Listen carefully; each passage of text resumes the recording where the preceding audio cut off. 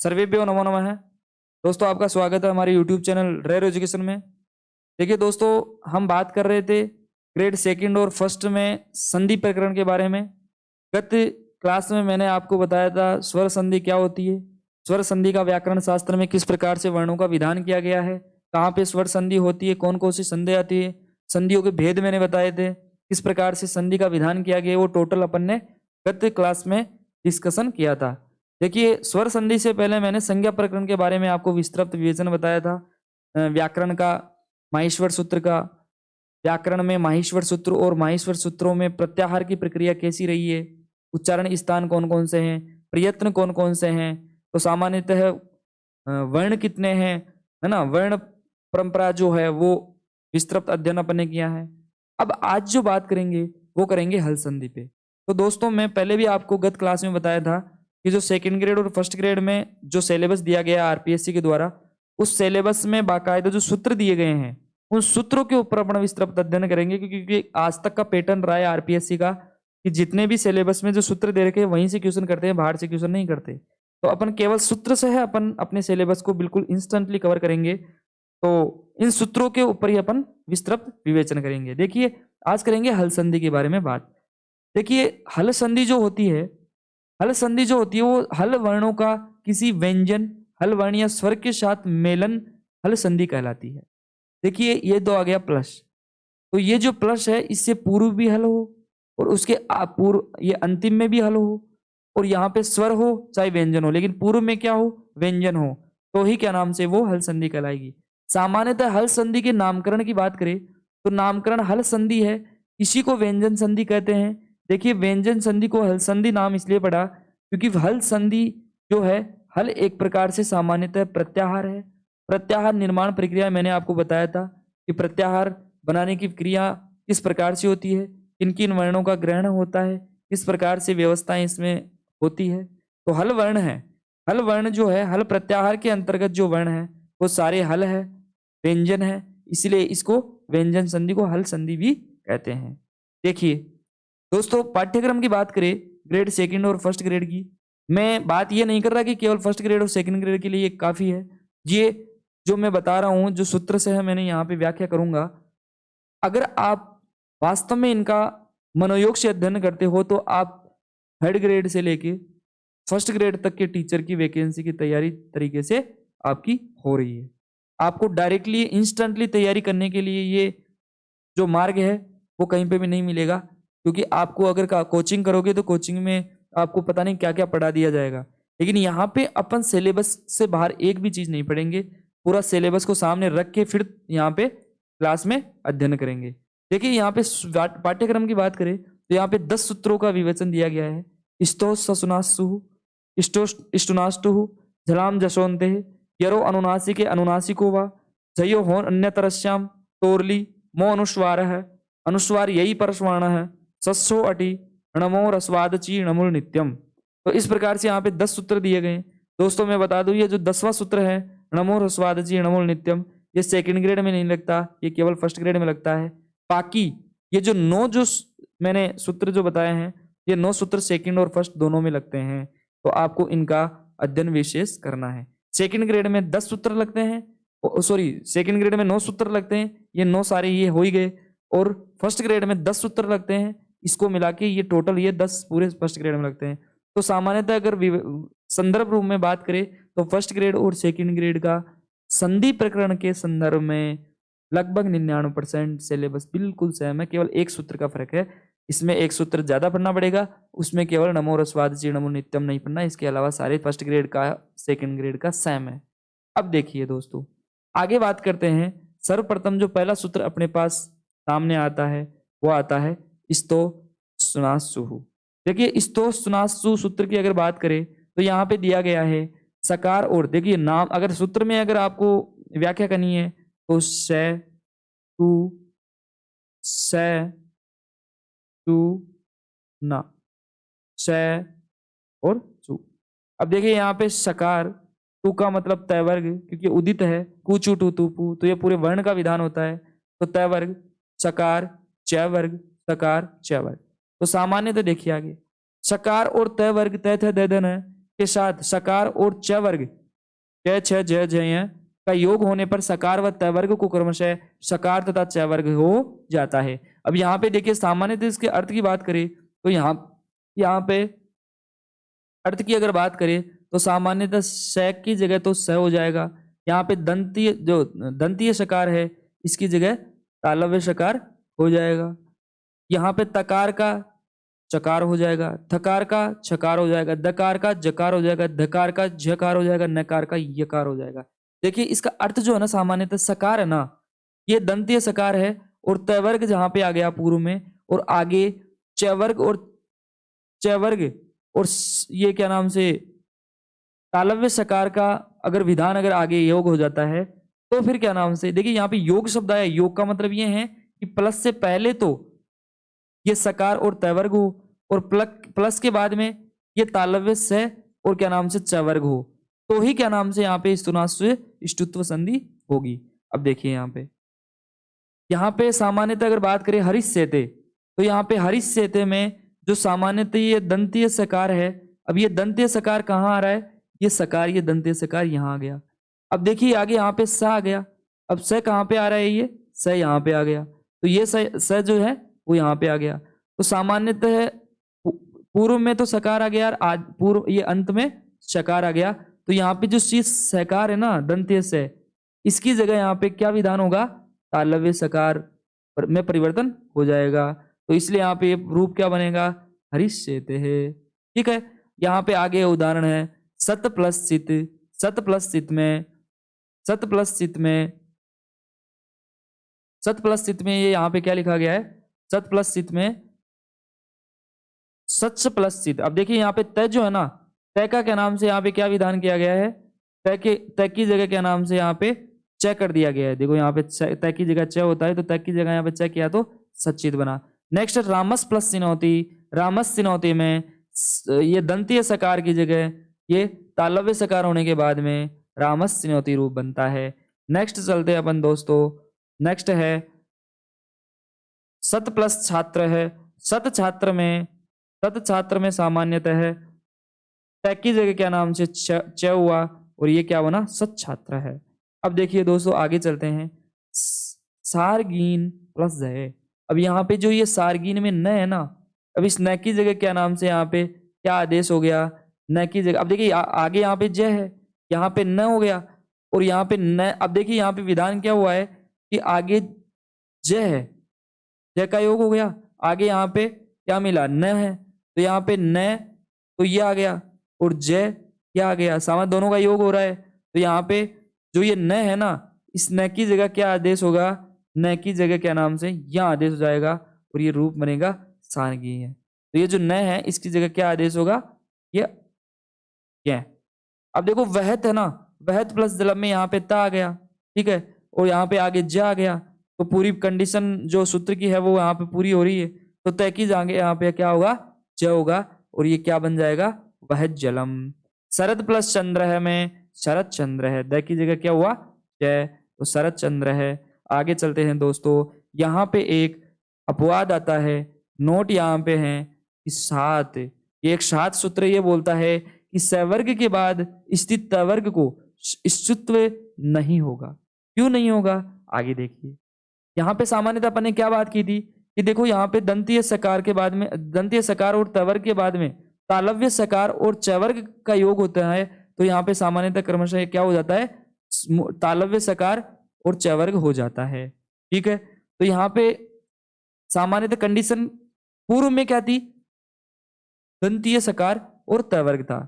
ठीक है, लेकिन ये ऐसे बोल रहा है कि अगर आगे ये तालव्य सकार के बाद में स्थित तवर्ग हो तो यहाँ पे स्तुत्व नहीं होगा, वो डायरेक्ट वैसे की वैसे लिख दिया जाएगा। तो यहाँ पे देखिए, यहाँ पे कंडीशन क्या है, यहाँ पे सा आ गया, तालव्य सा आ गया, उसके बाद में यहाँ पे न आ गया, तो कंडीशन यहाँ पे थी, लेकिन यहाँ पे सात सूत्र से यहाँ पे ऐसे कैसे रख दिया, बना क्या, विष्णु है, प्रश्न है। ठीक है, अश प्रश्नाति अश्नाति, तो इसी प्रकार से ये सात सूत्र इसका अपवाद रूप है। अब देखिए आगे सूत्र, आगे बात करते हैं ष्टुत्व संधि के प्रकरण के मामले में ष्टुनाष्टुः सूत्र आता है। ये बोलता है कि जो सकार और तवर्ग प्लस सकार तवर्ग हैं तो फिर क्या नाम से ये पूर्व वाली जो स है इसको मूर्धन्य सकार हो जाएगा और ट वर्ग को ट वर्ग में परिवर्तन हो जाएगा। अब देखिए यहाँ पे सामान्यतः इसके विवेचन की बात करते हैं। तो सामान्य विवेचन में यहाँ पे दिया गया है कि जो स है ना, इष्टनाष्टो सूत्र जो है ये बोलता है कि जो दंतीय श है, इस दंतीय श की जगह क्या नाम से क्या हो जाएगा, मूर्धन्य सकार हो जाएगा। त थ द ध न की जगह यहाँ पे इनका जो है ट वर्ग में ट ठ ड ड न ये त वर्ग में परिवर्तन हो जाएगा। कब होगा, जब प्लस के आगे क्या नाम से मूर्धन्य सकार हो, ट वर्ग का विधान या योग हो।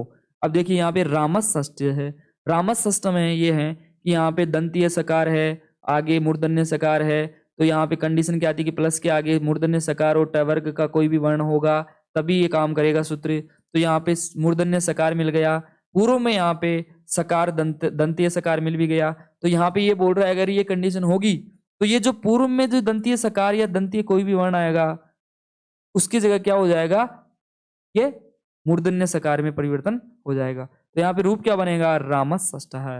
अब आगे चलिए, रामस सिनोती, रामस टीकते, तो स की जगह यहाँ पे मूर्धन्य सकार हो जाएगा, तो रामस टीकते। तद प्लस टीका में तट टीका और से पेश प्लस ता में पेष्टा, चक्रीन प्लस डोक्षे में चक्रीण डोक्षे। देखिए दोस्तों मैं यहाँ पे जो एग्जाम्पल जो ला रहा हूँ वो एग्जाम्पल टोटली लघु सिद्धांत कौमुदी और सिद्धांत कौमुदी से मैंने लिए हैं। तो ये जनरली हर एग्जाम में रिपीट होने वाले ये एग्जाम्पल्स हैं, तो इनको हमेशा ये ध्यान रखना और ये इनको याद रखना एग्जाम्पल्स, क्योंकि बार बार रिपीट होते हैं हर एग्जाम में। कृष्ण प्लस न है कृष्ण है, उद प्लस डीन है उड्डयन है। तो इसी प्रकार से ये प्रक्रिया ष्टुत्व कार्य इस प्रकार से होता है। अब आगे चलते जसत्व कार्य में। देखिए जसत्व कार्य में सूत्र आता है झलाम जसोन्ते। झलाम जसोन्ते सूत्र ये बोलता है कि पदांत जल में जल वर्ण मतलब वर्ग का 1 2 3 4 प्लस स है के स्थान पर जस आदेश वर्ण आदेश हो जाते हैं यदि आगे किसी भी वर्ग का 3 4 5 स्वर वर्ण हो तो। अब देखिए यहाँ पे सामान्यतः अगर बात करें तो इसका ये पार्ट रूप अगर सामान्यतः इसका पूर्ण अगर विवेचन देखे तो वर्ग का पहला दूसरा तीसरा चौथा स हैं आगे, अगर आगे प्लस के आगे हो और उसके आगे वर्ग का 3 4 5 वर्ण है या वर्ण हो तो फिर क्या नाम से इस वर्ण को वर्ग का तीसरा वर्ण हो जाता है। अब सामान्यतः यहाँ पे जसत्व संधि की प्रक्रिया है। जसत्व संधि में आपको बता दूं कि जो झलाम जसोन्ते सूत्र है ना, ये झलाम जसोन्ते सूत्र जसत्व संधि करता है और ये जसत्व नाम से भी क्या है, क्या आ रहा है, च वर्ग का कितने नंबर का वर्ण है, ये तीसरे नंबर का वर्ण है। तो ये नाम से ही पता चल रहा है, तो ये नाम से याद रखना, तीसरे वर्ण मतलब जसत्व। अब जसत्व में क्या नाम से यहाँ पे तीसरा वर्ण है तो वर्ग का तीसरा वर्ण होगा। तो ये आपको ट्रिक बता रहा हूं। अब देखिए यहाँ पे जसत्व संधि हो गई, तीसरा वर्ण होगा। कब होगा, जब क्या नाम से प्लस के पूर्व में 1 2 3 4 प्लस स होगा और प्लस के बाद में क्या नाम से 3 4 प्लस हय वरल होगा। तो क्या नाम से हय वरल ये वर्ग का पहला दूसरा तीसरा चौथा स के स्थान पर तीसरा वर्ण हो जाएगा। अब देखिए यहाँ पे वाक प्लस ईशा है, तो यहाँ पे क है, क्या वर्ग का पहला अक्षर है, आगे यहाँ पे ई आ गया, ई मतलब स्वर आ गया, ठीक है, तो स्वर भी है और यहाँ पे स्वर आने के चक्कर से यहाँ पे क को क्या आदेश हो गया, क का तीसरा वर्ण अगर करेंगे क ख ग तो यह ग का आदेश होगा, तो यहाँ पे क्या बनेगा, वागीश है। आगे है दिक प्लस अंबरहा, दिक में क है, क का तीसरा वर्ण दिगंबर है, ग हो गया तो दिगंबर है।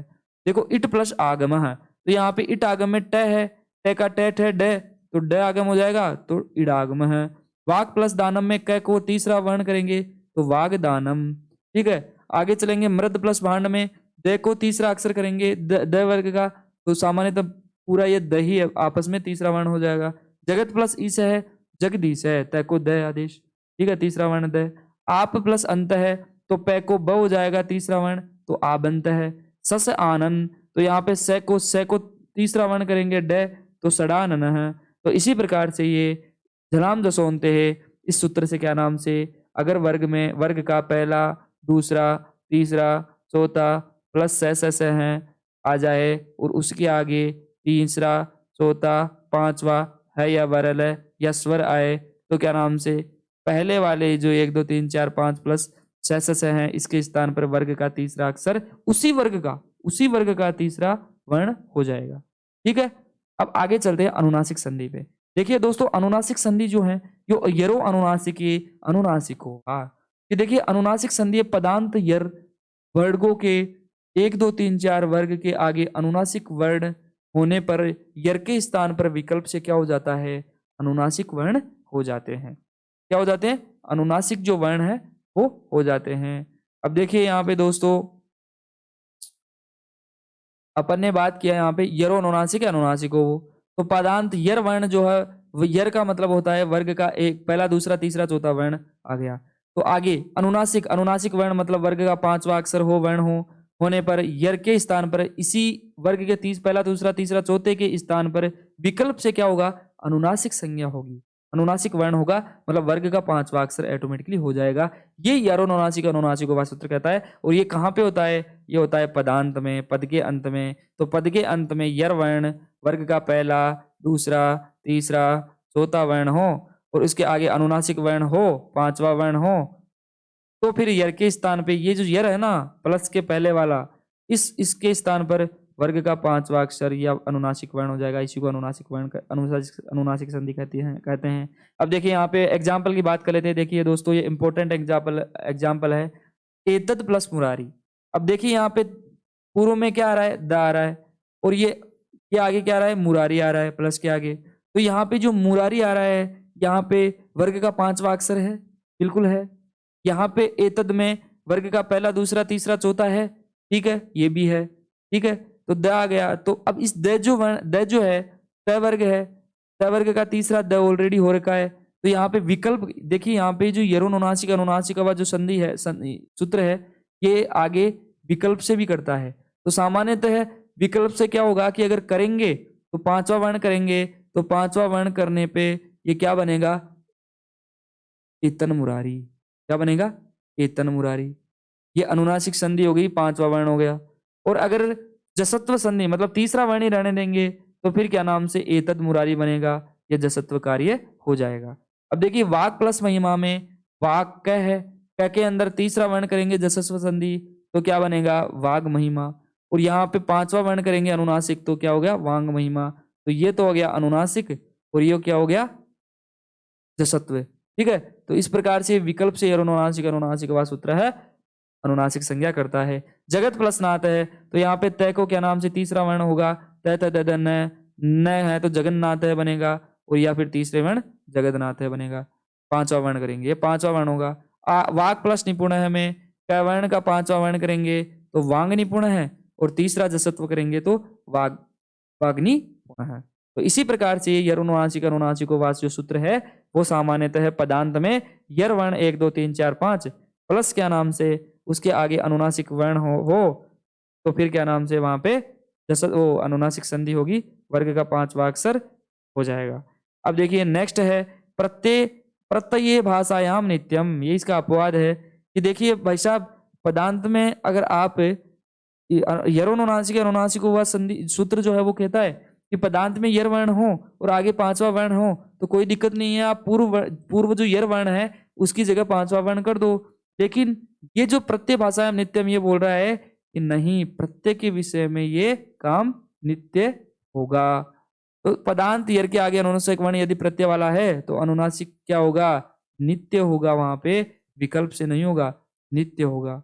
ठीक है, तो सामान्यतः है पदांत में यहाँ पे देखिए, यहाँ पे एग्जाम्पल की बात करें तद प्लस मात्रम, तो मात्रम मयम मयम और मयम ये प्रत्यय हैं। ठीक है, तो वाक मात्रम में यहाँ पे प्रत्यय होने के कारण ये नित्य होगा, नित्य होने के बाद यहाँ पे विकल्प नहीं होगा, और विकल्प होने के बाद में यहाँ पे जसत्व कार्य नहीं होगा, और ये तन मात्रम बनेगा। द की जगह क्या नाम से पांचवा अक्षर होगा, और पांचवा अक्षर होने के बाद में यहाँ पे ये बनेगा। वाक प्लस मयम में क का पांचवा अक्षर वांग में बनेगा, और क्या नाम से वांग में बनेगा। मृद प्लस मयम में द का पांचवा अक्षर न होगा और बनेगा मृन्मयम। चित प्लस मयम में तय का तीसरा पांचवा वर्ण न होगा और क्या बनेगा, चिन्मयम। इसी प्रकार से ये सारी व्यवस्थाएं व्याकरण शास्त्र में प्रत्यय भाषायाम नित्यम जो ये सूत्र है वो कहता है। अब आगे चलते हैं। जो जयो हो अन्यतरस्याम, जयो हो अन्यतरस्याम बोलता है ये पूर्व स्वर्ण संधि करता है, और पूर्व स्वर्ण संधि करने के मामले में इसका व्याख्या करे तो जय, जय का मतलब है वर्ग का पहला दूसरा तीसरा चौथा के परे हकार अगर रहने पर उस ह वर्ण को क्या करते हैं, पूर्व वर्ण के वर्ग के आगे अनुस्वार चौथा वर्ण आदेश हो जाता है। इसका सामान्यतः अर्थ यह है कि अगर वर्ग के जय हो नत्रश्याम जो है पूर्व स्वर्ण संधि करता है और ये बोलता है कि वर्ग का पहला, दूसरा, तीसरा, चौथा जो है वर्ग का वर्ण हो और आगे क्या है, केवल है हो। तो जो है ना, रहने पर उस जो है उस है को क्या है कि पूर्व स्वर्ण आदेश हो जाता है। अब पूर्व स्वर्ण आदेश क्या है कि पूर्व स्वर्ण आदेश जो है सामान्यतः पूर्व वर्ण के वर्ग के अनुसार चौथा वर्ण यहाँ पे हो जाएगा। ठीक है, तो ये जो पूर्व वर्ण है उसका चौथा वर्ण यहाँ पे परिवर्तन में होगा। अब आगे चलिए दोस्तों, आगे हैं, देखिए यहाँ पे मैंने बताया था 1 2 3 4 ये जो वर्ण आ गए, इन वर्णों में सामान्यतः पहला वर्ग का पहला, दूसरा, तीसरा, चौथा वर्ण प्लस आगे है हो, तो यहाँ पे है की जगह पूर्व स्वर्ण आदेश हो जाएगा और आदेश क्या होगा उसी वर्ग का। अब यहाँ पे जैसे कुचु टू पे अब ये वर्ण आ गए। अब यहाँ पे देखिए मामला क च ट त प, तो यहाँ पे क का जो क्या नाम से चौथा वर्ण क्या होगा घ, तो ये घ, च का झ, ट का ढ, ठ का त का ध और प का भ। अब देखिए यहाँ पे है ना, यहाँ तो आगे तो सारे हैं ही होगा, लेकिन है के स्थान पे जो आगे वाला जो वर्ण है उसी का चौथा वर्ण होगा, ध्यान रखना। अब देखो यहाँ पे एग्जाम्पल की बात करते हैं तो तदहितम, तदहितम में यहाँ पे द आ गया। आप देखिए यहाँ द वर्ग जो है वो त वर्ग का तीसरा वर्ण है, तथ द। अब तीसरा वर्ण है तो सामान्यतः मैंने क्या कहा कि पुरुष वर्ण है का पुरुष वर्ण तब होगा कि जो पूर्व में जो ये वर्ग वर्ण, चार वर्ग है 1 2 3 4 वर्ग का पहला, दूसरा, तीसरा, चौथा वर्ण, तो प्रत्येक वर्ग का पहला, दूसरा, तीसरा, चौथा वर्ण है, तो जिस वर्ग का जो वर्ण है ना उसी वर्ग का अंतिम चौथा वर्ण मान होगा है की जगह। तो सामान्यतः यहाँ पे क्या बोल रहा है, तद है, तो तद में यहाँ पे द है। अब द कौन से वर्ग का है, द भाई साहब त वर्ग का है, तो त वर्ग का चौथा वर्ण क्या होगा, ध होगा, और यहाँ पे क्या होगा, ध होगा, तो है की जगह क्या आदेश होगा, ध। तो यहाँ पे तद हितम में अगर ये जयो जो ये सूत्र है जयो हो अन्यतरस्याम, इस सूत्र से क्या होगा, यहाँ पे तद की जगह तद हितम में ही की जगह क्या नाम से धी हो जाएगा, है की जगह धी ध हुआ और ये तद हितम बनेगा। ठीक है, इसी प्रकार से क्या नाम से आगे बता रखा है दोस्तों। दूसरा जो सामान्य तदितम हो गया, तदितम हो गया। अब यहाँ पे जसत्व तीसरा अगर करते हैं विकल्प से तो यहाँ पे तदितम में तदितम बनेगा, जसत्व में तीसरा वर्ण करेंगे और पुरुष वर्ण के अभाव में तदहितम भी रह जाएगा। अब नेक्स्ट चलिए वाक प्लस हरि में, वाक हरि में क है। अब क के में ये वर्ग का पहला अक्षर है, इसका क वर्ग का चौथा वर्ण क्या होगा, घ होगा, घ होगा प्लस हरि, तो घ होगा को तो वाग घरी बनेगा, वाग सॉरी है की जगह होगा ना, तो वाग वाक घरी बनेगा और आगे जसत्व करेंगे तो वाघ घरी बन जाएगा और जसत ये पुरुष वर्ण के अभाव में क्या नाम से वाघ हरि बन जाएगा। नेक्स्ट है भूभृत प्लस हस्ती, तो है के स्थान पे क्या होगा, जो तय है तय वर्ग का चौथा वर्ण क्या होगा, तय तय द है, तो यहाँ पे ध हो जाएगा, तो भूभृत धसती हो जाएगा। ये तो हो जाएगा क्या नाम से जय हो अन्यत्र श्याम सूत्र से क्या नाम से ये कार्य, और ये क्या नाम जसत्व करेंगे तो फिर भूभृत धसती हो जाएगा और ये पुरुष वर्ण के अभाव में भूभृत हस्ती हो जाएगा। देखिए ऋत्विक प्लस होशति में क्या होगा कि जो है ना, अब आगे वर्ण है क के नाम से क वर्ग का चौथा वर्ण क्या होगा, घ, तो यहाँ पे ऋत्विक घोषति हो जाएगा।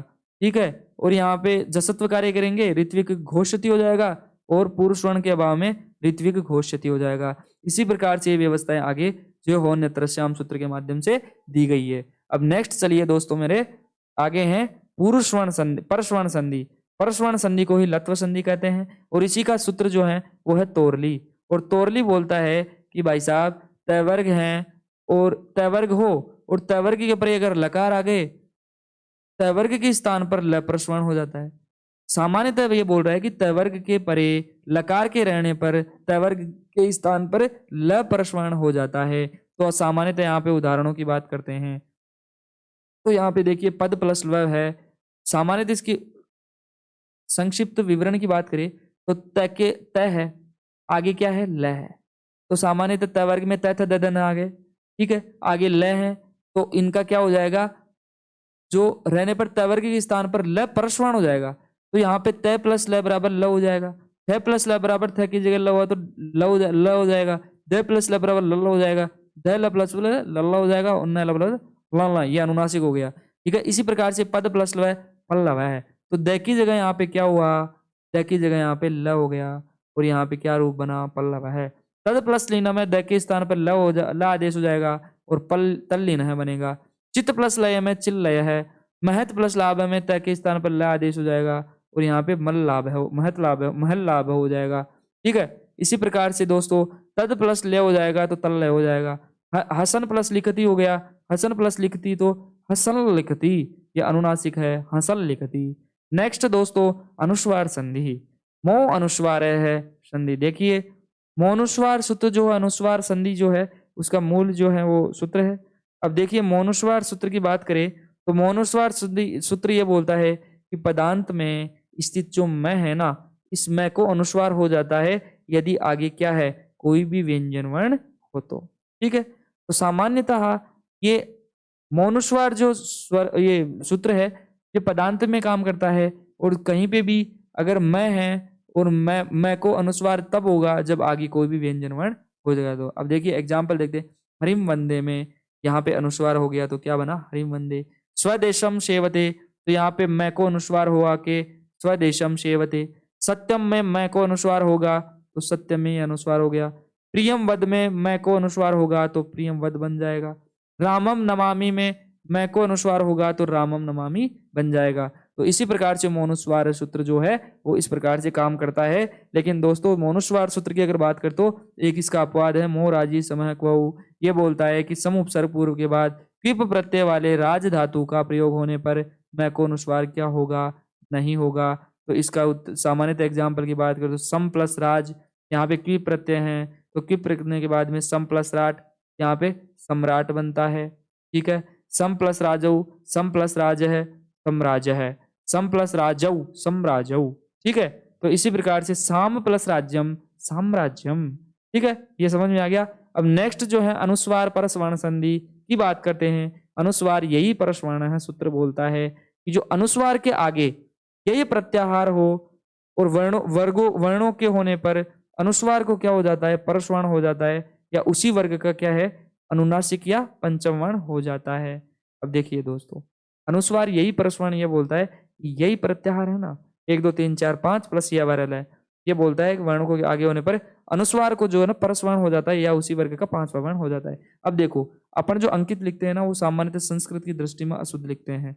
अशुद्ध जो होगा ना वो ये बोला जाता है ये शुद्ध है संस्कृत की दृष्टि से अंकित। अब देखिए अन्य प्लस किता है, अन्य किता में यहाँ पे क्या आया, वर्ग का 1 2 3 4 5 या यह वरल आ गया। ठीक है, आगे क्या है, कित है, तो यहाँ पे सामान्यतः है अंकित में जो अनुस्वार जो है इस नए अनुस्वार को यहाँ पे ये रखा पहले तो, और फिर क्या नाम से इसी अंकित को यहाँ पे अनुस्वार को क्या नाम से इसी न को अनुस्वार को 5वां वर्ण कर दिया तो यहाँ पे क्या बना, ये 5वां अंकित है। ठीक है, अनुस्वार को परस्वर्ण हो जाने पर उसी वर्ग को 5वां अक्षर कर देते हैं, जाहिर सी बात है। तो क का जो है क्या नाम से ये क है, इस क का 5वां वर्ण क्या हुआ है, तो यहाँ पे अंकित है। दिनान प्लस क है तो दिनान में न है जो ना, ये अनुस्वार है, इस अनुस्वार को इसको अनुस्वार बना देंगे, दिनांक है हो जाएगा, और दिनांक को में क का 5वां वर्ण करेंगे तो दिनांक है हो जाएगा। ठीक है, ठीक है, आगे चलिए सर। अन प्लस चित है में, अन प्लस चित में अंचित है, क्या हुआ, अंचित है। और आगे क्या है, च जो है च का 5वां अक्षर करेंगे तो अंचित है। पन प्लस ऋणित है तो पंडित है, पंडित हमें पंडित है, ड का क्या नाम से है तो ये पंडित है। गुण प्लस फित है तो यह गुम्फित है, और आगे चल के क्या बना, गुम्फित है। तो इसी प्रकार से यह संधि अपना व्यवस्थित क्रम में अपना काम अनुस्वार यही परस्वर्ण सूत्र के माध्यम से करती है। नेक्स्ट सूत्र है सस्सो अटी। सस्सो अटी सूत्र छत्व संधि करता है।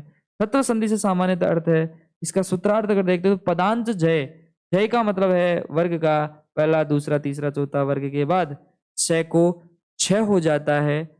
अट स्वर है या वरल के परिणते, सामान्यतः ये ऐसे बोल रहा है कि पदांत जो जय है ना, ये वर्ग का पहला दूसरा तीसरा के बाद पदांत में 1 2 3 4 बाद के बाद स को 6 आदेश हो जाता है साहब।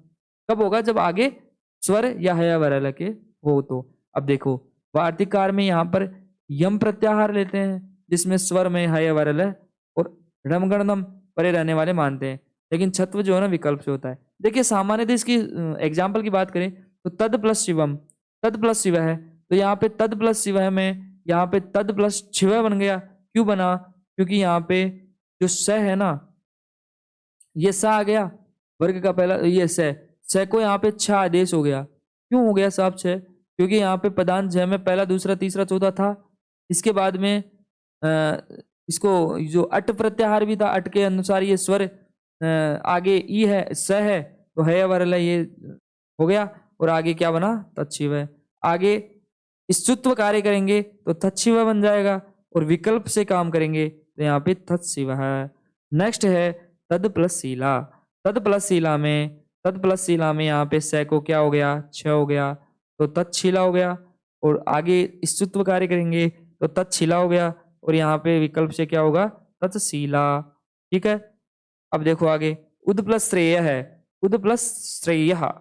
ठीक है, यहाँ पे क्या हुआ? श्रेय में छ हो गया, और उत्श्रेय ये श्रुत्व हो गया, और ये विकल्प में उत्श्रोय।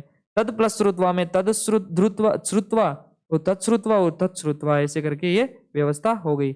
अब देखिए 10वां जो है सूत्र है, ये है डमुडागम। डमुडागम संधि जो है ये बोलता है कि नमो रस्वाद, ये केवल फर्स्ट ग्रेड में ध्यान रखना है, सेकंड ग्रेड में सूत्र नहीं लगता, फिर भी नॉलेज के लिए आप पढ़ सकते हो। नमो रस्वाद ची नमो नित्यम, कि रस्व स्वर के बाद स्थित जो ण और न को डमुट का आगम क्रमशः न हो जाता है, यदि उसके आगे भी स्वर हो तो ये नित्य होता है, हमेशा क्या होगा? नित्य होगा। अब आगे चलिए दोस्तों, आगे इसमें सामान्यतः कहा गया है कि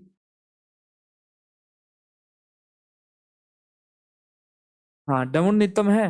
डमुड नित्यम में सामान्यतः आगे की बात करें तो इसमें सामान्यतः ह्रस्व स्वर है, इसके बाद में डैण न आ गया, इसके बाद में डैण न हो जाएगा, आगे अगर क्या है? स्वर है तो आगे चलो सर। आप प्रत्यंग है, यहाँ पे ह्रस्व स्वर जो है, देखिए यहाँ पे व्यवस्था अगर बात देखिए, पहले सूत्र की व्यवस्था देखिए कि नमोरस्वाद नमो नित्यम क्या बोलता है कि ह्रस्व स्वर हो, ह्रस्व स्वर के बाद स्थित न, यहाँ पे ह्रस्व स्वर है, ह्रस्व स्वर यहाँ पे प्रत्यंग में अ है। ठीक है, ये ह्रस्व स्वर आ रहा है, आगे क्या हो? ह्रस्व स्वर के बाद, ठीक है, ह्रस्व स्वर के बाद स्थित जो ड है ना, न को डमुट का आगम, डमुट का न क्रम से आदेश हो जाता है।